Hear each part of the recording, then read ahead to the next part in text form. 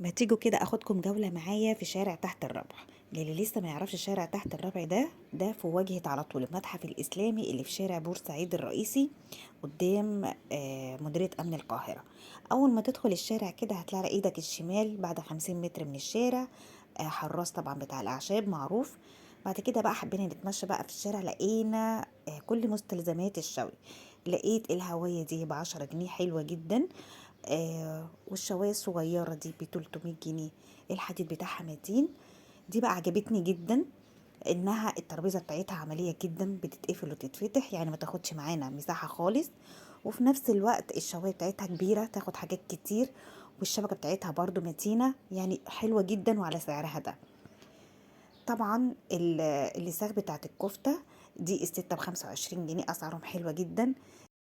نيجي بقى للشوايه اللي انتوا شايفينها دي، يعني لو عندك روف او جاردن بتبقى حلوه قوي. دي ب 2800 جنيه، كبيره. وفي منها الصغير ب 1800.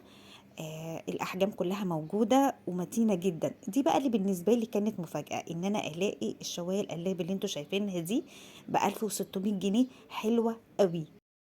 طبعا الشارع بيحكي عن نفسه من المنظر اللي انتوا شايفينه ده، يعني شويه صور هتاخدوها هناك، لان هناك الاثار هناك تحفه وخطيره. لان احنا هنا بدايه اخر الشارع ده، بدايه شارع المعز.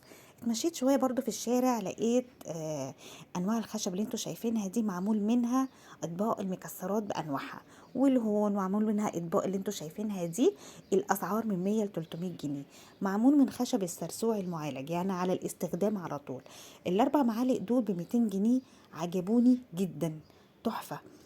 نيجي بقى للخوص اللي انتوا شايفينه ده.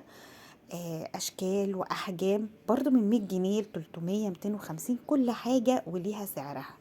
اسعارهم حلوة جدا ومتهاودة جدا. وصلنا بقى لاخر الشارع، دي بوابة المتولي اللي بداية شارع المعز. ان شاء الله اخدكم معايا جولة تانية في مرة تانية، ويا رب يكون الفيديو عجبكم. باي باي.